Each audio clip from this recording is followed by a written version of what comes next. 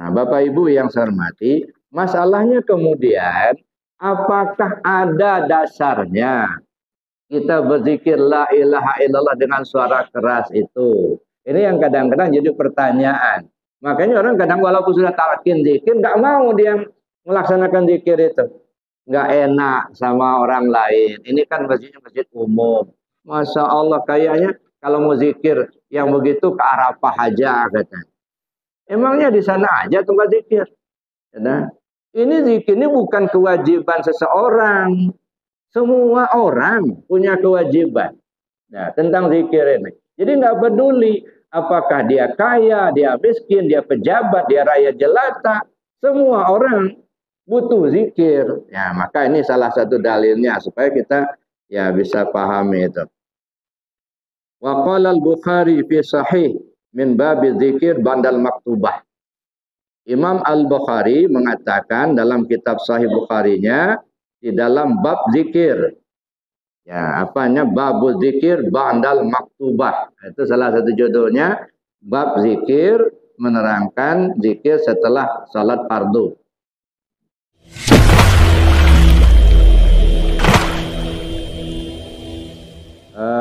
Maka yang diutamakan setelah selesai salat itu bukan salamannya, tetapi zikir.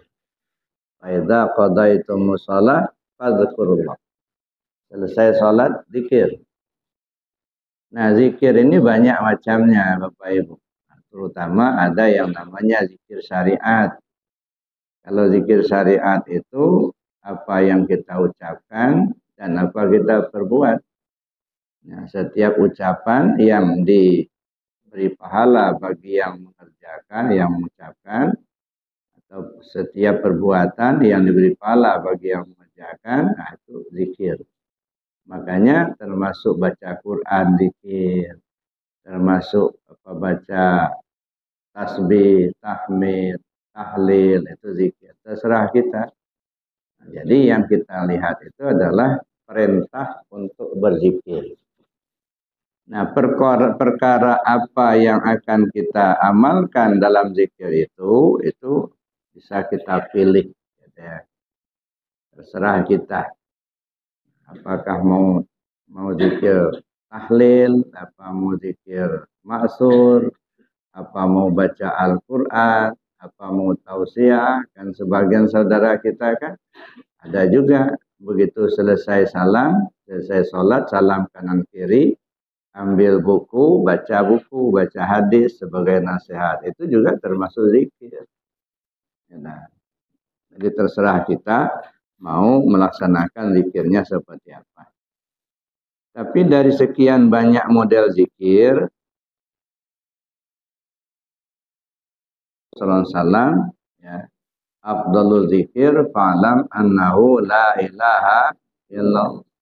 Zikir yang paling afdal itu la ilaha illallah. Jadi sekian banyak model zikir, apakah baca Quran, apakah tasbih, tahmid, dan lain sebagainya. Dari sekian banyak model zikir, yang paling afdal itu zikir dengan kalimat la ilaha illallah. Nabi SAW mengatakan, afdalu ma qultu ana wa nabiyyuna min qabli la ilaha illallah. Kalimat teragung yang kusampaikan dan disampaikan oleh rasul-rasul sebelum aku itu adalah kalimat la ilaha illallah. Ini kalimat yang paling afdal, paling cepat membersihkan dosa kita, membersihkan hati kita, paling gampang mengamalkan, paling besar pahalanya dibanding yang lain. Sampai Nabi mengatakan, kalaupun ditimbang bumi dan langit serta isinya di sebuah piring timbangan, kemudian diletakkan la ilaha illallah di piring timbangan yang sebelahnya, masih jauh lebih berat la ilaha illallah. Itulah gambarannya. Jadi artinya zikir la ilaha illallah itu zikir yang paling agung dari sekian banyak model zikir. Itu pertama. Persoalan yang kedua adalah apa boleh kita berzikir dengan zikir jahar setelah selesai sholat. Dalam artian begitu salam kanan kiri kita zikir. Mana yang lebih afdal? Zikir jahar dengan kalimat la ilaha illallah, apa zikir maksur dengan mengucap subhanallah 33, alhamdulillah 33, Allahu akbar 33. Nah, sebab di masyarakat kita kan ya itu biasa dilakukan. Walaupun zaman sekarang ini yang saya perhatikan yang zikir maksur itu agak jarang-jarang dipakai. Rata-rata ya zikirnya sampai kepada sami'na wa ata'na wa ghufranaka rabbana wa ilaikal masir. Selesai. Nah, enggak diteruskan dengan zikir yang 3 tadi. Nah, saya menganjurkan sesuai dengan perintah Rasul ya sebaiknya dilaksanakan sampai kepada zikir yang 3 macam. Subhanallah 33, alhamdulillah 33, alhamdulillah Allahu akbar 33. Nah, itu zikir maksur ya. Atau kita langsung zikir la ilaha illallah. Mana yang lebih afdal? Sebenarnya dua-duanya ya afdal semua ya. Tetapi yang paling afdal itu la ilaha illallah. Kalau zikir maksur ini masih bersifat penyadaran. 3 ini kan ya subhanallah, alhamdulillah, Allahu akbar. Kalau kita lihat ini ada tahalli, ada tajalli. Subhanallah, subhanallah, subhanallah. Itu tahalli. Membersihkan, mengosongkan.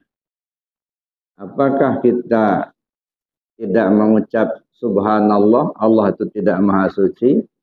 Tetap saja Allah maha suci walaupun kita tidak mengucap subhanallah. Sedunia ini tidak ada orang mengucap subhanallah. Allah itu tetap maha suci, Pak.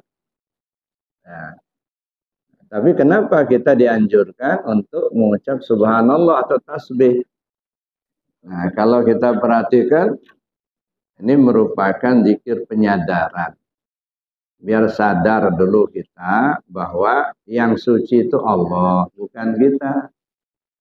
Nah, jadi kalau kita simpulkan, nah, yang tersirat pada kalimat itu, subhanallah, subhanallah, maha suci Allah, kan begitu. Maha suci Allah, maha suci Allah. Nah, dalam bahasa lain, itu pengakuan, ya Allah kau yang suci, aku yang kotor. Ngaku kita kalau kita ini kotor, Pak. Banyak dosa, banyak enggak tahu, banyak lupanya sama Allah. Nah yang suci itu Allah, bukan kita. Maka kita sering-sering sebut subhanallah, subhanallah, subhanallah. Ya Allah, kau yang suci, aku yang kotor. Ya Allah, kau yang suci, aku yang kotor. Itu pengakuan. Maka saya sebut dengan zikir penyadaran. Biar sadar dulu kita ini bahwa kita ini kotor. Kita ini banyak enggak tahu.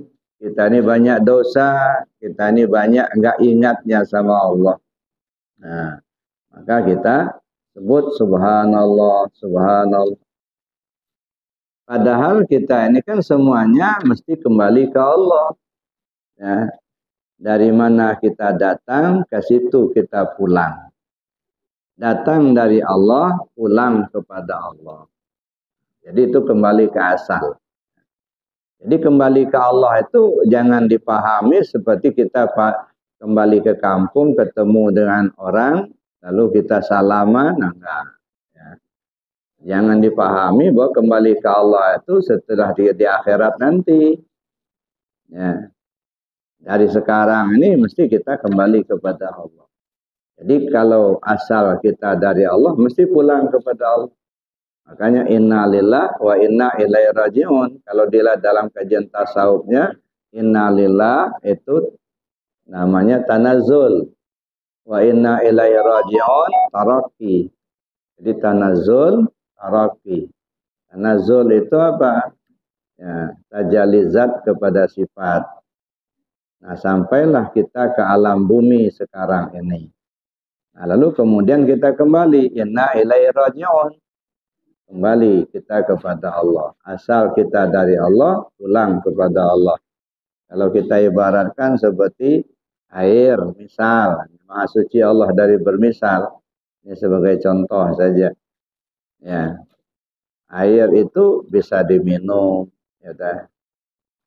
Begitu masuk kulkas, ya, atau jadi masuk freezer, dia jadi es, jadi batu, nggak bisa diminum lagi itu, udah beku, ya, udah jadi batu. Nah, dia harus kembali ke asalnya. Dari air mesti jadi air lagi, kan? Itu kembali ke asal. Gitu ya. Oleh karena itu kita harus berusaha bagaimana kita bisa kembali ke asal, bisa kembali kepada Allah. Padahal kita kotor. Allah itu maha suci. Innallaha ta'ala thayyibun la yaqbalu illa thayyiban. Allah Ta'ala itu maha bagus, maha indah, maha suci. Dia tidak terima kecuali yang suci juga. Nah, di sini persoalannya Bapak Ibu. Subhanallah, subhanallah, subhanallah. Ya Allah, kau yang suci, aku yang kotor. Ngaku kita kalau kita ini kotor, yang suci Allah. Sedangkan kita akan kembali kepada Allah. Allah yang maha suci itu tidak menerima kecuali yang suci juga. Nah, kalau begitu solusinya gimana? Ya kita harus berusaha mensucikan diri kita. Nah, karena kita ingin kembali pada Allah. Nah, kalau kita tidak suci, nggak bakal bisa balik. Nah, jadi oleh karena itu saya katakan ini zikir penyadaran. Biar sadar dulu kita bahwa kita ini kotor, yang suci itu Allah. Setelah kita sadar bahwa kita ini kotor, yang suci itu Allah, sedangkan kita akan kembali kepada Allah, maka solusinya kita harus membersihkan diri kita. Mensucikan diri kita. Nah, ketika kita ingin mensucikan diri kita, tentu kita bertanya kepada mereka yang ahlinya. Bagaimana cara mensucikan diri? Nah, mereka yang ahlinya itu berfatwa. Nah, dalam rangka mensucikan diri itu harus menempuh 4 langkah. Nah, kita cari guru yang bisa membimbing kita, yang bisa menunjukkan jalan kepada kita agar kita bisa suci juga. Maka mereka-mereka yang ahlinya itu memberikan isyarat bahwa untuk mensucikan diri kita itu harus menempuh 4 langkah. Yang pertama, suci dari hadas dan najis, itu langkah pertama. Suci dari hadas besar, mandi. Suci dari hadas kecil, berwudu. Mensucikan najis, terbuang benda, bau dan rasa. Nah, ini langkah pertama. Nah, sudah tahulah kita bagaimana cara mensucikan hadas besar. Bagaimana cara mensucikan hadas kecil. Bagaimana cara mensucikan najis. Nah, udah paham kita itu. Naik kepada yang kedua, membersihkan atau mensucikan anggota tubuh zahir. Nah, tubuh zahir kita ini punya anggota 8. Mata, telinga, hidung, mulut, tangan, kaki, perut, dan kemaluan. Ini namanya anggota tubuh zahir. Nah, anggota tubuh zahir kita ini kadang-kadang kita gunakan berbuat baik, tapi kadang-kadang juga berbuat salah. Berbuat tidak baik. Nah, ketika kita gunakan berbuat baik, kita mendapatkan pahala. Ketika kita gunakan berbuat tidak baik, kita mendapatkan dosa. Maka sering saya katakan dosa dan pahala itu nggak usah diminta. Kenapa? Karena udah otomatis. Asal berbuat baik dapat pahala, asal berbuat jahat dapat dosa. Gitu. Jadi makanya kita nggak perlu mikirin berapa banyak pahala yang sudah kita kumpulin. Nggak usah. Ya capek aja mikirin. Gitu. Ya kalau pahala kita bawa dengan karung yang bagus, terbawa karung bocor, nah habis semua. Nah, jadi yang perlu kita pikirkan bagaimana berbuat baik sebanyak-banyaknya, itu saja. Adapun kita dapat pahala atau tidak itu terserah kepada Allah. Tapi yang jelas Allah sudah berjanji. Faman ya'mal misqala dzarratin khairan yarah wa man ya'mal misqala dzarratin syarran yarah. Itu sudah janji Allah. Nah, karena Allah sudah berjanji, kita yakin pula, dan Allah sudah jelaskan, innallaha la yukhliful mi'ad.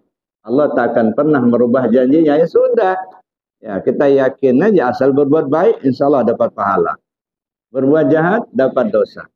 Cuman di kita nih kadang-kadang sering kita gunakan alat ini berbuat tidak baik, maka timbullah dosa. Begitu kita berbuat satu kali kejahatan, maka nempellah binti hitam di hati kita. Nah, belum kita bertaubat, belum istighfar dari perbuatan maksiat yang sudah, bikin maksiat yang baru. Belum lagi bertaubat, belum lagi istighfar mohon ampun sama Allah, udah bikin pula yang baru. Nah, sehingga numpuklah dosa kita itu. Terjadilah kotor diri kita ini. Maka untuk membersihkan anggota tubuh sehari ini, pakai istighfar dan taubat.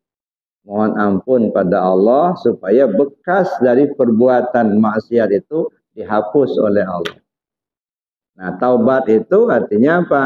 Mohon kepada Allah supaya diberi Allah kemampuan untuk menjaga alat 8 macam ini supaya tidak lagi digunakan berbuat maksiat. Nah, jadi ada upaya untuk menjaga. Jadi kalau kalimatnya kan astaghfirullahalazim allazi la ilaha illa huwal hayyul qayyum wa atubu ilaih, itu mah kalimat.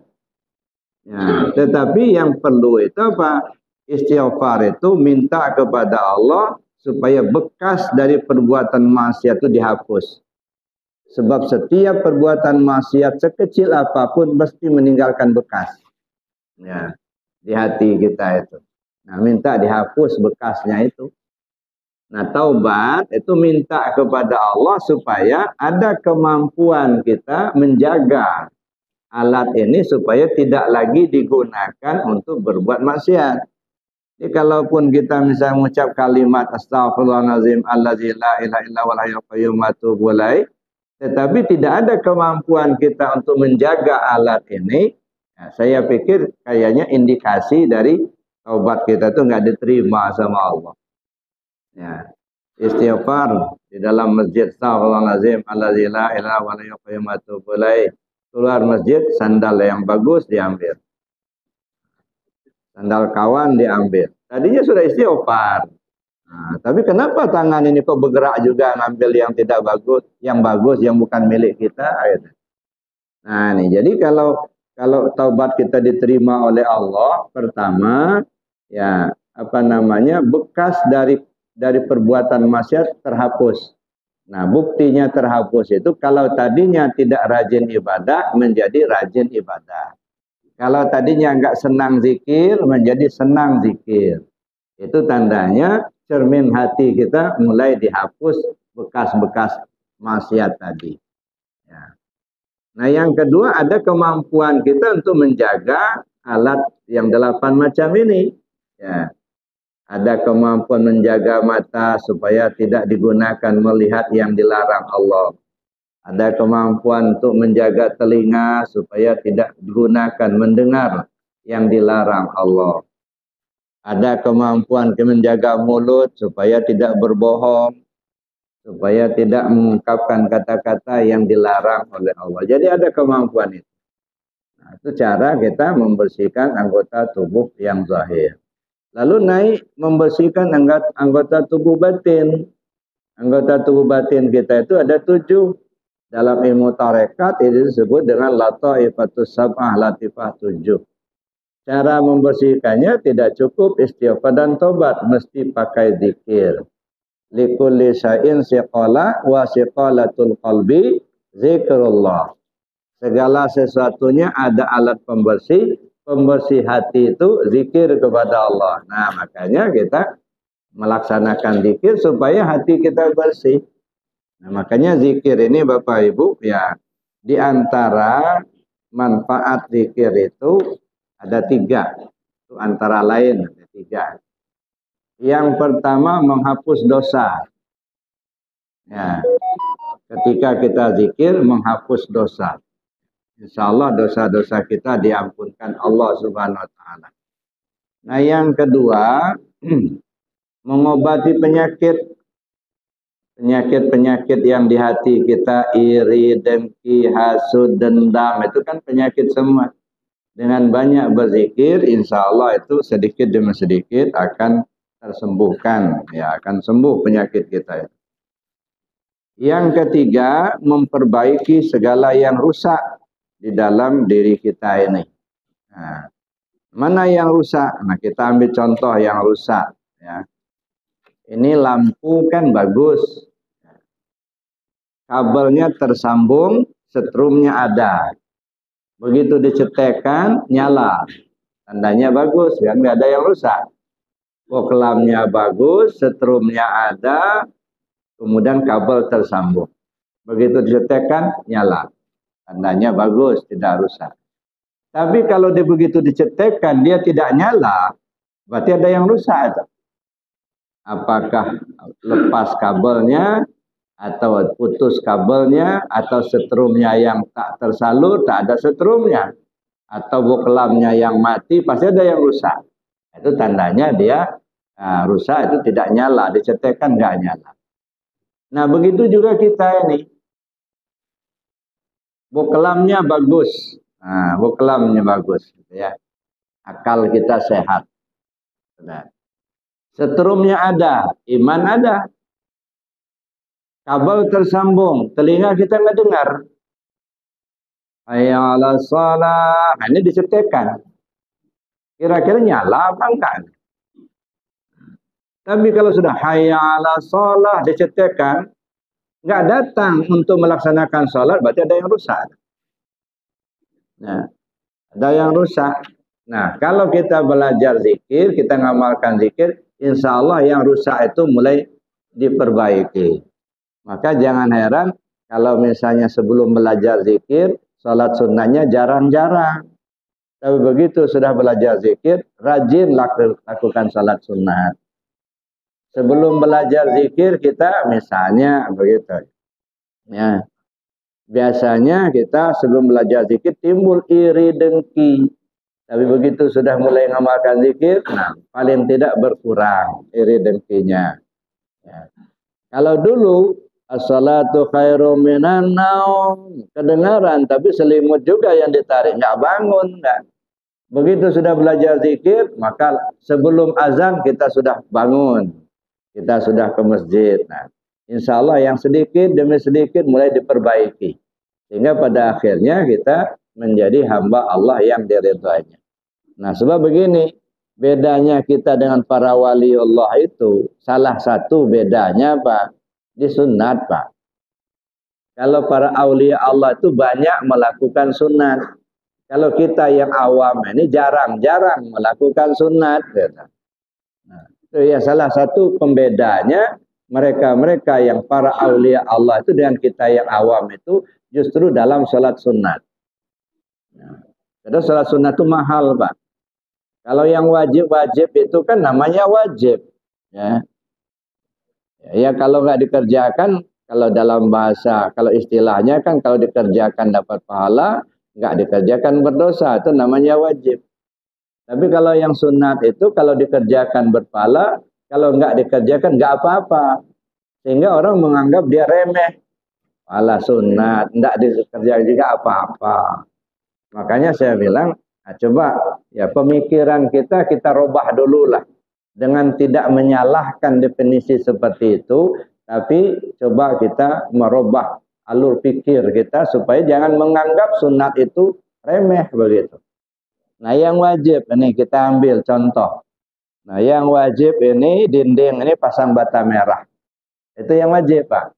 Ya, kenapa? Karena yang lain tidak bakal nempel kalau belum terpasang batanya. Tapi pasang bata merah itu kan murah kata. Ya, 1 meter persegi itu mungkin 300.000 cukup. Ada beli batanya, ongkos tukangnya, semen, pasirnya. Taruhlah 300.000, mahal-mahalnya 500.000 lah. Kata. Itu yang wajib. Tapi coba perhatikan sunatnya. Plasternya sunat, aci sunat, kemudian catnya sunat. Mau yang lebih bagus lagi, pakai granit. Ini marmer ini, mahal ini Pak. Lebih mahal yang sunat ini daripada yang wajib. Wajar kalau orang jarang-jarang mengerjakan yang sunat. Kenapa? Mahal Pak. Mahal. Kadang-kadang sudah selesai salam, assalamualaikum kanan kiri, langsung pergi. Enggak sunat-sunat lagi, enggak, mahal. Ya. Jadi jangan dikira kalau sunat itu kalau dikerjakan dapat pahala, kalau enggak dikerjakan enggak apa-apa. Nah, itu bahasa hukumnya begitu. Tapi setelah kita pikirkan, yang sunat itu memperindah sebuah bangunan. Semakin banyak sunat yang kita lakukan, bangunan agama di diri kita semakin indah. Sedikit sunat kita lakukan, bangunan agama di diri kita ini semakin tidak indah. Nah, kita tinggal milih aja. Mau yang nyaman tinggal di sebuah bangunan atau tidak. Lantai, begitu. Tanah dipadatkan saja sudah lantai. Tapi akan berbeda kalau sudah diflor. Akan berbeda lagi sudah pakai keramik. Lebih lagi mahal kalau granit. Lebih mahal lagi kalau pakai marmer. Nah, jadi artinya semakin mahal, ya banyak sunatnya, semakin nyaman kita tinggal di sebuah bangunan. Nah, begitu juga kita dalam beragama. Semakin banyak sunat-sunat yang kita lakukan, maka akan semakin indah kita beragama. Jadi Bapak Ibu yang saya hormati, itu namanya kita membersihkan hati kita dengan cara zikir. Yang keempat, membersihkan ruh Rabbani. Ruh Rabbani itulah diri kita yang sebenar diri. Kalau yang kelihatan ini, yang tubuh-tubuh kasar ini kesimnya saja. Nah, ini kesimnya. Tapi diri kita yang sebenarnya, ruh kita itulah. Dialah yang menanggung susah senangnya dalam hidup ini. Nah, kalau jasmani kita nggak masalah dia. Ya. Cobalah perhatikan. Ya. Luka sedikit terasa sakit. Kenapa terasa sakit? Ada ruh. Coba mati sebelah. Sebelah yang hidup, sebelah mati. Orang kena stroke. Ya. Gores yang sebelah yang sudah mati itu. Enggak sakit enggak? Pencet-pencet, kerasa enggak Pak? Enggak ada rasa. Kenapa? Ruhnya sudah enggak ada di situ. Nah, coba pencet yang sebelah. Masya Allah, sakit. Nah, ya. Nah, jadi yang merasakan sakit susah itu, sakit senang itu adalah ruh kita itu. Dialah yang bertanggung jawab.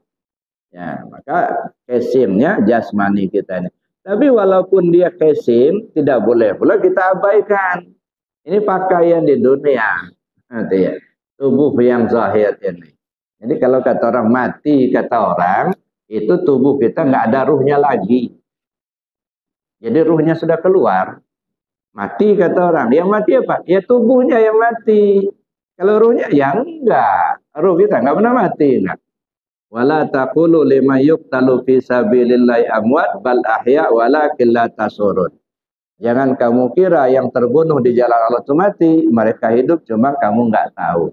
Terbunuh di jalan Allah. Mana jalan Allah? Jalan Allah itu ketetapan Allah. Ada orang yang meninggal kena sakit, ada yang meninggal kena tabrakan, ada yang meninggal kena tenggelam, macam-macam. Itulah ketetapan-ketetapan Allah. Jadi dengan cara apapun dia meninggal, dia mati, sebenarnya dia tidak mati. Ya, yang mati itu jasadnya. Ya, ruhnya tidak pernah mengalami kematian. Maka ruh kita ini disebut muhdas qadim. Makhluk yang dikekalkan oleh Allah. Ya. Nah, bagaimana cara membersihkan ruh Rabbani ini? Tidak cukup dengan istighfar taubat, Pak. Tidak cukup pakai zikir. Harus mengenal diri. Kenal diri, kenal kita kepada Allah. Kenal kita kepada Allah, maka akan hilang sangkutan. Tak tersangkut lagi hati kita itu dengan apa dan siapa. Nggak nyangkut ke jabatan, nggak nyangkut ke harta, nggak nyangkut ke makhluk. nggak tersangkut dengan apa dan siapa. Ketika sudah tak tersangkut dengan apa dan siapa, itulah namanya bersih namanya. Yauma la yanfa'u malun wala banun illa man atallah biqalbin salim. Pada saatnya nanti hartamu, anakmu, istrimu, suamimu tidak bisa nolong sama sekali. Yang selamat hanyalah yang datang menghadap Allah dengan hati yang bersih. Maksudnya apa? Bersih dari selain Allah. Tak tersangkut hati ini dengan apa dan siapa. Maka maaf, mohon ampun sama Allah. Kadang-kadang sampai berhari-hari nggak mati-mati. Kenapa? Masih tersangkut. Hatinya tersangkut. Ya, khawatir kalau duitnya habis. Nah, khawatir kalau istrinya kawin lagi. Nyangkut. Nah, gimana anaknya di rantauan belum pulang? Ya, tersangkut. Nah, Bapak Ibu yang saya hormati, menghilangkan sangkutan. Nah, itu makanya saya pernah bilang, belajar tasawuf itu yang susah itu apa? Dua.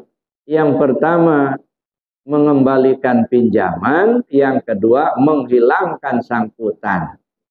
Nah, kalau mengembalikan pinjaman relatif mudah.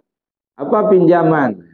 Kita punya sifat yang 7 ya ada di diri kita. Nah, kita melihat, kita mendengar, kita bisa ada kuasa, ada kehendak. Itu keinginan, kehendak. Ya, jadi itu pinjaman dari Allah. Allah beri kita hayat, menjadi hiduplah kita. Allah kasih kita sama, mendengarlah kita. Allah kasih kita basar, melihatlah kita. Itu pinjaman semua dari Allah, bukan milik. Ya. Nah, kembalikan pinjaman itu sampai Allah perintahkan wa anfiqu mimma razaqnakum min qabli ayyati ahadakumul maut. Serahkan apa yang sudah Allah berikan padamu itu sebelum ajalmu datang. Kembalikan lagi. Ya, kembalikan, kita punya hayat hidup. Hayat bukan punya kita, balikkan, itu punya Allah. Kita mendengar itu samanya Allah, balikkan lagi. Kita melihat itu basarnya Allah, kembalikan. Ini namanya mengembalikan pinjaman. Asal kita sudah paham, ya, insya Allah itu agak relatif mudah. Tetapi yang namanya menghilangkan sangkutan, nah itu yang susah.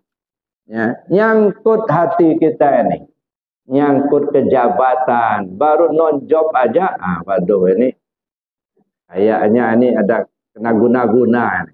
Nah, mulai nggak tersangkut hati kita ya ke Allah, tapi tersangkut ke yang lain, gitu. Ya, Masya Allah. Nah, tapi kalau sudah tak tersangkut dengan apa dan siapa, aman, Pak. Ini maaf, mohon ampun sama Allah, mohon maaf sama Bapak Ibu. Kadang-kadang begitu pensiun pening, begitu pensiun kena stroke. Kenapa? Karena tersangkut. Dulunya kita menjadi pejabat, dihormati orang, tas kita dibawakan orang, kita disupirin orang. Nah, sekarang sudah pensiun nggak ada supir lagi, nggak diantarin orang lagi. Nah, akhirnya apa? Tersangkut. Nah, makanya kadang kepikiran terus itu. Nah, bagaimana supaya nggak tersangkut? Hilangkan sangkutan-sangkutan itu semua, hanya kepada Allah saja kita bergantung. Allahus Samad. Ini masih hidup, Pak. Bagaimana kalau meninggal? Nah, kalau mau mati, nggak ada pegangan atau tersangkut dengan yang lain, nah susah kita jadinya. Nah, makanya cara menghilangkan sangkutan itu bersihkan ruh robani. Cara membersihkan ruh robani gimana? Kenali diri. Nah, kenali diri. Mengenal diri itu wajib, Pak. Ya, saya kira mungkin lebih wajib daripada sholat itu. Ya, kenapa? Kalau kita tidak sholat, ya kita berdosa. Nah, ya, tapi kalau nggak mengenal diri, nggak nyampe, nggak kembali kepada Allah. Ya, oleh karena itulah maka ya mengenal diri itu wajib dan perintah Allah. Falyanzuril insanu mimma khuliq. Hendaklah manusia itu memperhatikan dari apa diciptakan. Memperhatikan, meneliti supaya kenal, ya. Oleh karena itulah maka 4 macam inilah untuk membersihkan diri kita tadi. Pertama, bersih dari hadas dan najis. Yang kedua, membersihkan anggota tubuh zahir dengan istighfar dan taubat. Yang ketiga, membersihkan anggota tubuh batin, nanti setelahnya di hati dengan cara berzikir. Yang keempat, membersihkan ruh rabbani dengan cara mengenal diri. Jadi artinya masih panjang perjalanan itu. Jadi begitu kita sudah menemukan itu, bersyukur kepada Allah, ucap alhamdulillah, alhamdulillah, alhamdulillah, alhamdulillah. Nah, sudah kita menemukan, sudah kita tahu, laksanakan dalam kehidupan. Tajalli, Allahu Akbar, Allahu Akbar, Allahu Akbar. Itu menggambarkan kehidupan. Jadi perjalanannya masih panjang dengan cara yang tiga. Tapi itu harus kita lalui. Kenapa? Menyadarkan kita. Subhanallah, subhanallah, subhanallah. Oh, cari guru. Setelah cari guru, tahulah kita. Setelah tahu, alhamdulillah, bersyukur. Alhamdulillah, alhamdulillah. Setelah kita mendapatkan bersyukur kepada Allah, laksanakan dalam kehidupan. Nah, makanya tiga macam itu. Subhanallah, alhamdulillah, Allahu Akbar. Yang tiga macam proses panjang ini terhimpun dalam kalimat la ilaha illallah. Kan cepat itu. La ilaha illallah. Selesai. Ya, enggak berbelit-belit lagi. Maka kalau saya silakan, kalau zikir masuk subhanallah, alhamdulillah, Allahu Akbar, ibarat jalan biasa. Tapi la ilaha illallah ibarat jalan tol. Nah, kira-kira mau pilih jalan biasa apa jalan tol? Cuman kadang-kadang kan kita dua-duanya kita pakai, Pak. Ya, kita jalan biasa dulu, nah sudah itu baru masuk jalan tol. Maka jangan heran pula kalau begitu selesai salam, istighfar, kemudian subhanallah 33, alhamdulillah 33, kemudian Allah Akbar 33, selesai tiga macam ini, afdalu dzikir fa'lam anna la ilaha illallah. Nah, baru masuk jalan tol deh. Nah, silakan saja, boleh saja. Ya, mau langsung saja. Langsung kita zikir la ilaha illallah. Cuman kadang-kadang, ya maaf ini saking kurang pahamnya, ribut, Pak. Jangan pakai zikir la ilaha illallah tuh di sini. Di sini ini sudah biasa zikir subhanallah, alhamdulillah. Jangan diganti-ganti. Ribut lagi. Gara-gara apa? Gara-gara nggak paham. Kalau paham nggak masalah. Mau langsung zikir la ilaha illallah. Nggak pakai subhanallah dulu. Ya udah nanti aja. Nggak masalah. Kenapa? Dua-duanya itu tahalli dan tajalli. Ya malah lebih gampang kita. La ilaha illallah. Begitu nyebut la ilaha illallah, nafi dan isbat. Nah, kalau dalam bahasanya itu ada tahalli, tajalli. Tahalli, la ilaha. Nggak ada Tuhan. Nah, itu namanya mengosongkan. Apa yang kita anggap Tuhan berkuasa itu nggak ada. Lalu kita isbatkan illallah, yang ada Allah. Jangan bertuhan ke duit, Pak. Jangan bertuhan ke jabatan. Jangan bertuhan ke makhluk. Ya dah. Tuhan kita itu Allah begitu. Nah, makanya dikosongkan dulu. Ini kadang-kadang ucapnya la ilaha illallah tapi masih bertuhan ke jabatan. Bertuhan ke duit. Ya dah. Saya kalau nggak kerja di sana, nggak makan anak bini saya. Masya Allah. Kayak orang itulah yang masih makan. Nah, ini hati-hati. Ini kadang-kadang ungkapan yang membuat kita terjerumus, Pak. Ada. Padahal nggak kerja di satu tempat sana, banyak tempat kerja yang lain kan gitu. Makanya dulu ada cerita yang saya dengar cerita dari teman. Itu di Jakarta itu ada seorang anak muda, Pak. Ya, dia anak muda. Dia bekerja sebuah perusahaan. Ditunjuk sama bosnya itu jadi pimpinan. Nah, pimpinan di kantornya itu. Ya.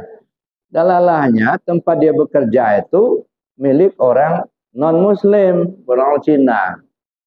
Ya, dia digaji, waktu itu gajinya 20 juta sebulan. Itu saya dapat cerita itu sekitar, dia bekerja itu sekitar tahun 80-an. 20 juta tahun 80, Pak. Lumayan itu.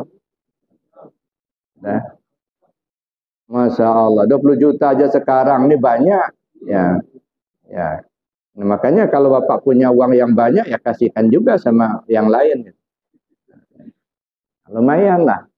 Jadi dia ini kebiasaannya kalau waktu Jumat dia Jumatan. Nah di ruang kerjanya itu ada sejadah. Waktu datang zuhur dia sholat zuhur. Kalau sore sampai waktu asar dia sholat asar. Kadang dia masjid, kadang dia di tempat itu. Saya di kantornya aja gelar sejadah dia sholat. Nah dalalanya satu waktu dia sedang sholat datang bosnya. Lah kamu saya gaji di sini bukan untuk sholat katanya. Untuk kerja. Akhirnya dipanggil dia, dimarahin sama bosnya. Saya nggak mau waktu bekerja kamu gunakan untuk sholat. Ya, kalau kamu mau sholat seperti itu namanya kamu menggunakan korupsi waktu. Saya gaji kamu untuk kerja, bukan untuk sholat. Apalagi pergi sholat di Jumat di sana itu katanya. Habis waktunya. Nah sekarang kamu pilih aja. Kamu mau sholat apa mau kerja? Ya, kalau mau sholat seperti itu ya kamu keluar aja dari sini. Kata bosnya itu, marah bosnya itu. Ya, mikir dia, Pak, saya ini orang Islam Pak, saya beriman. Bukan hanya Bapak, bukan Bapak yang ngasih saya rezeki. Allah yang ngasih saya rezeki. Kalau Bapak tidak mengizinkan saya sholat, ya, saya biarlah keluar dari sini. Berhenti Pak dari kantor itu. Uang sudah 20 juta sebulan Pak. Karena dimarah seperti itu, nggak boleh mengerjakan sholat kalau dalam jam kerja dia suruh milih mau kerja apa mau sholat. Ya sudah, saya bilang, dia bilang, kalau begitu bos katanya biar saya berhenti aja. Nah, bukan kamu yang ngasih saya makan, Allah yang ngasih saya makan. Berhenti dia dari kerja itu Pak. Nah itu, jadi artinya jangan sampai terucap kita, saya kalau nggak kerja di situ nggak makan anak istri saya. Masya Allah, kayak dia pula yang ngasih rezeki. Nah, Bapak Ibu yang saya hormati, masalahnya kemudian apakah ada dasarnya kita berzikir la ilaha illallah dengan suara keras itu? Ini yang kadang-kadang jadi pertanyaan. Makanya orang kadang walaupun sudah talqin zikir, nggak mau dia melaksanakan zikir itu. Nggak enak sama orang lain. Ini kan masjidnya masjid umum. Masya Allah, kayaknya kalau mau zikir yang begitu ke Arafah aja katanya. Emangnya di sana aja tempat zikir? Ya, ini zikir ini bukan kewajiban seseorang. Semua orang punya kewajiban. Nah, tentang zikir ini. Jadi nggak peduli apakah dia kaya, dia miskin, dia pejabat, dia rakyat jelata. Semua orang butuh zikir. Ya, maka ini salah satu dalilnya supaya kita ya bisa pahami itu. Wa qala al-Bukhari fi sahih min babi dzikir bandal maktubah. Imam Al-Bukhari mengatakan dalam kitab Sahih Bukharinya di dalam bab zikir. Ya, apanya? Babu zikir bandal maktubah. Itu salah satu judulnya, bab zikir menerangkan zikir setelah salat fardu. Haddatsana Ishaq ibnu Nasar.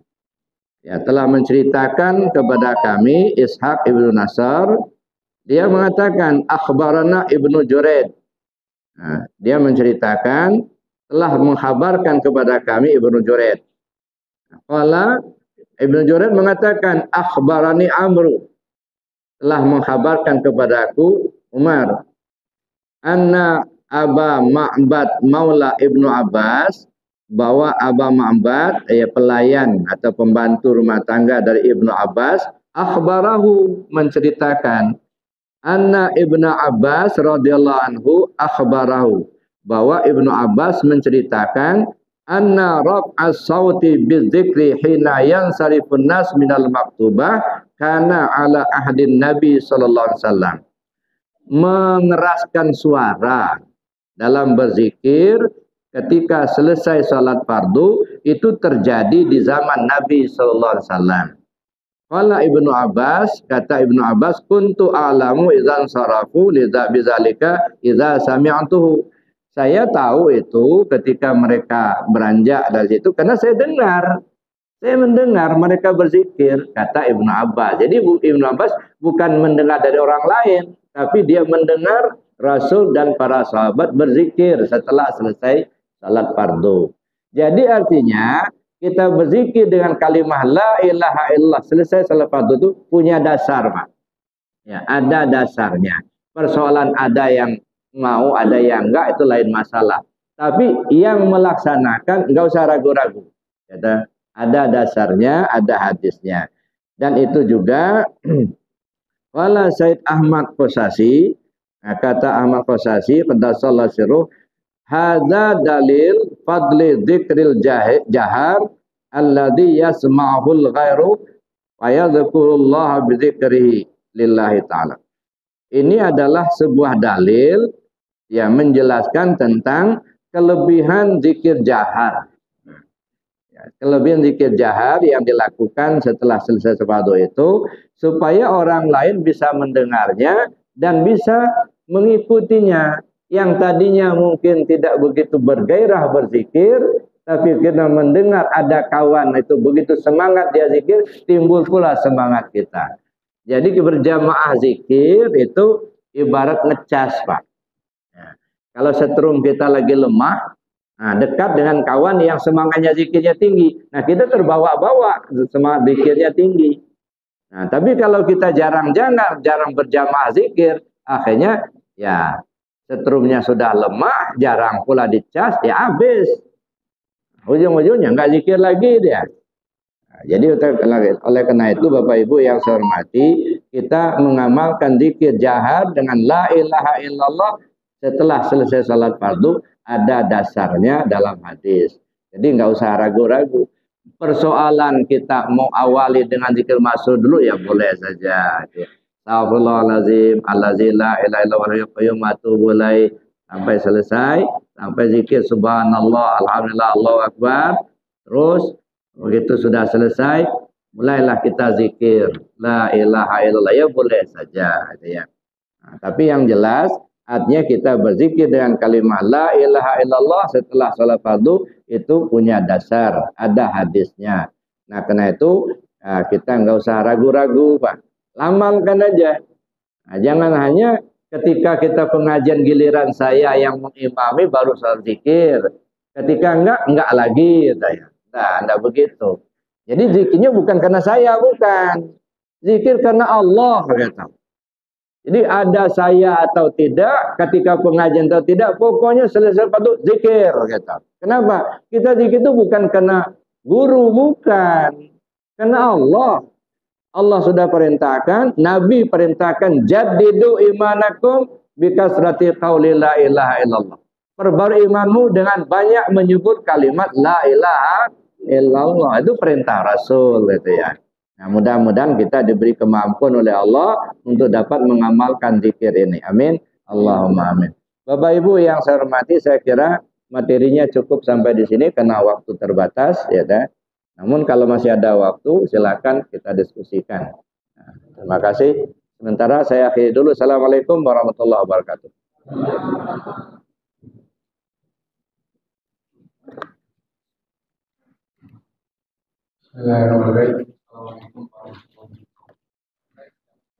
Waalaikumsalam warahmatullahi wabarakatuh. Ya. Jadi kadang-kadang dalam kehidupan ini Bu ya, yang membuat kita sedikit bersedih itu adalah kesalahan kita di masa lalu. Ya.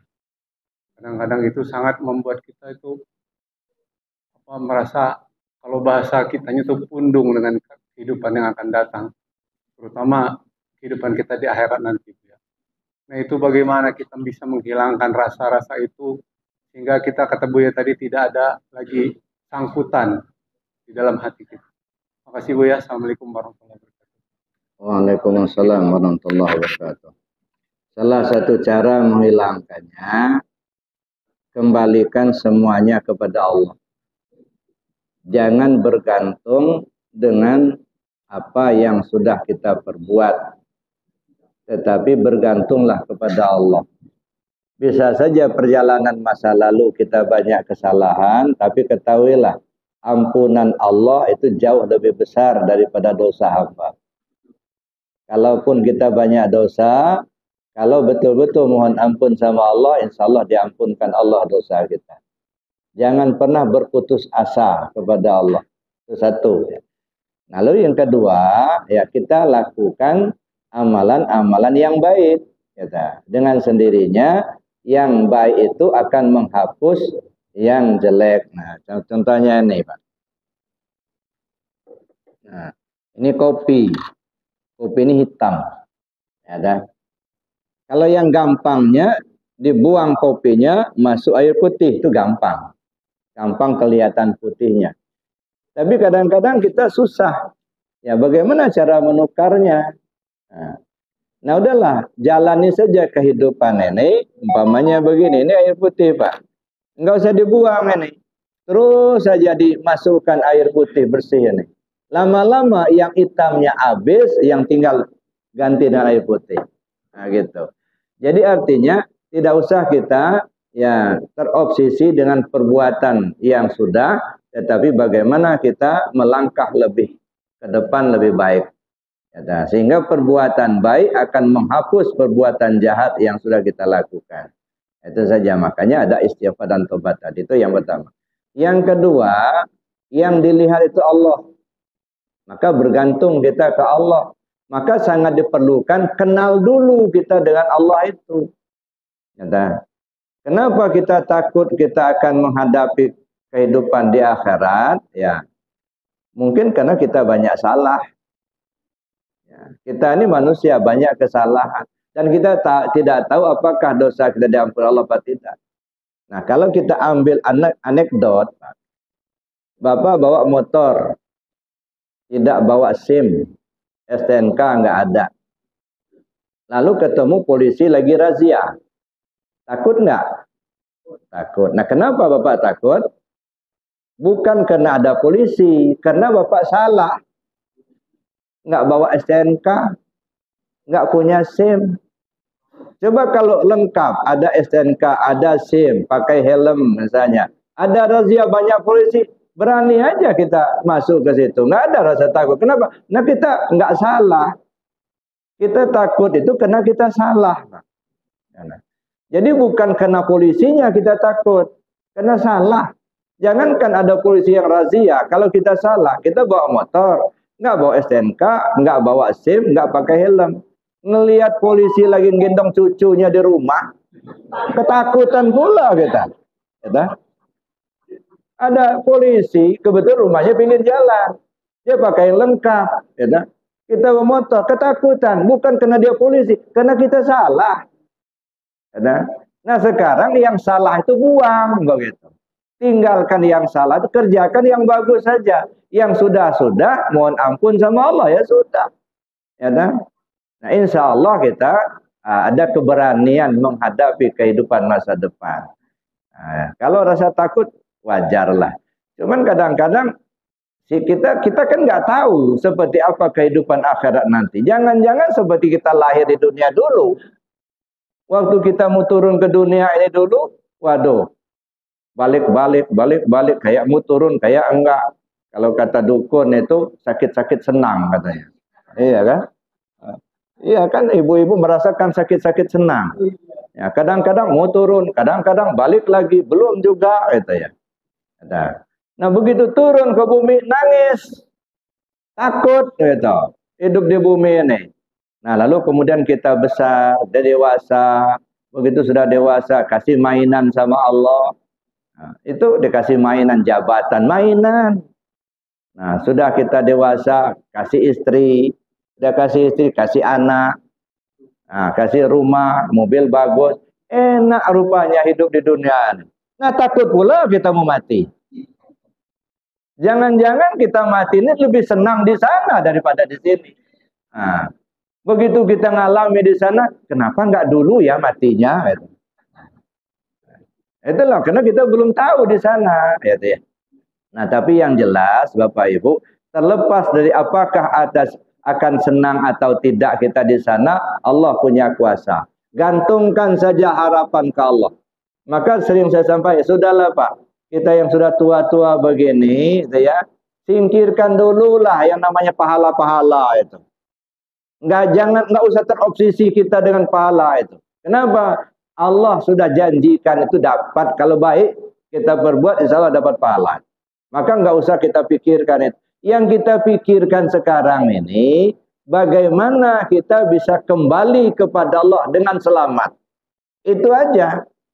Ya, kalau sudah kembali kepada Allah dengan selamat, selamat kita kembali kepada insya Allah selamat pula sampai di sana.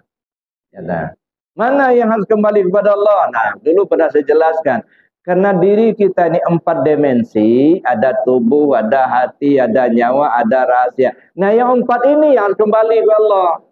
Tubuh kembali ke Allah, hati kembali ke Allah, nyawa kembali ke Allah, rahasia diri kembali ke Allah.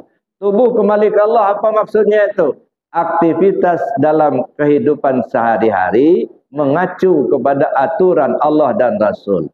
Yang perintah laksanakan, yang larangan tinggalkan. Yang haram buang, yang halal ambil. Itu saja.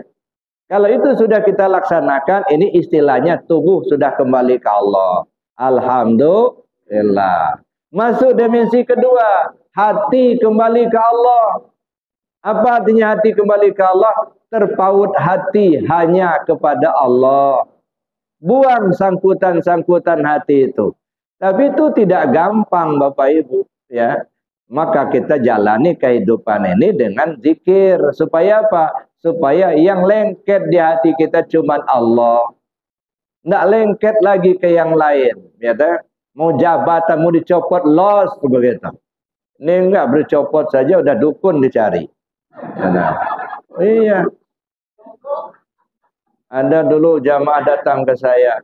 Gimana Buya katanya? Kenapa?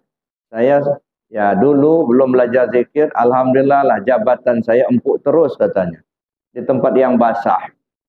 Jadi saya sudah belajar zikir, kayaknya baru 3 bulan belajar zikir. Kemarin dipanggil atasan, serah terima jabatan sama yang lain. Saya nggak ngerti apa kesalahan saya katanya. Kok bisa katanya? Saya baru belajar zikir kok langsung dicopot jabatan saya. Saya bilang, tandanya Allah sayang sama kamu. Kok bisa begitu Buya? Nah cobalah nanti perhatikan, saya bilang. Lihat aja, terima aja ketetapan Allah. Allah itu maha tahu, saya bilang. Kita yang nggak tahu tuh. Kenapa Anda dicopot dari jabatan? Mungkin ada rahasia yang tersendiri yang kamu nggak tahu. Cobalah perhatikan nanti. Syukur kepada Allah apa yang diberi, gitu ya. Sabar kalau kita kita tidak sesuai dengan keinginan kita. Nah, pasti semuanya itu ada hikmahnya. Ya, ada banyak saya kasih nasihat begitu. 6 bulan kemudian datang lagi Pak ke rumah. Benar Buya katanya. Kenapa? Itu saya tuh digantikan oleh orang lain katanya. Rupanya ada proyek katanya. Nah kalau saya yang di sana mungkin nggak bisa kerjasama dengan atasan, digantilah dengan yang lain yang bisa kerjasama. Jadi begitu proyek datang, saya dicopot. Sekarang katanya datang KPK katanya. Nah dia sekarang ditahan Pak katanya. Nah kan hikmahnya, kalau kamu nggak dicopot udah kamu yang masuk sel. Nah, makanya kita bersyukur kepada Allah di setiap apa yang diberikan Allah. Cuman kadang-kadang kita menyel juga. Kenapa begini? Seolah-olah kena zikir inilah maka jabatan dicopot. Gitu. Bukan, karena sayangnya Allah. Gitu ya. Itulah diantaranya Bapak Ibu. Gantungkan hati kepada Allah. Kata, mau masuk neraka, mau susah, terserah Allah. Makanya kata Rabi Adawiyah, ya Allah, ya biarlah saya masuk neraka asal bersamamu. Masya Allah. Ya, kalau kita mana yang enak itu masuk surga tidak bersama Allah, masuk neraka bersama Allah. Pilih yang mana? Masuk surga bersama Allah. Itu yang bagusnya itu. Nah, jadi kalau di bahasa ekonomi ya yang gampang dipahami, masuk surga tidak bersama Allah, kaya tapi korupsi, banyak duit tapi maling. Itu namanya masuk surga tapi tidak bersama Allah. Masuk neraka tapi bersama Allah. Maksudnya kita miskin harta tapi iman ada di hati. Lebih baik itu daripada kaya tapi korupsi. Nah, itu namanya lebih baik masuk neraka asal bersama Allah daripada masuk surga tapi tidak bersama Allah. Jadi jangan lepas Allah itu dari hati kita, gitu.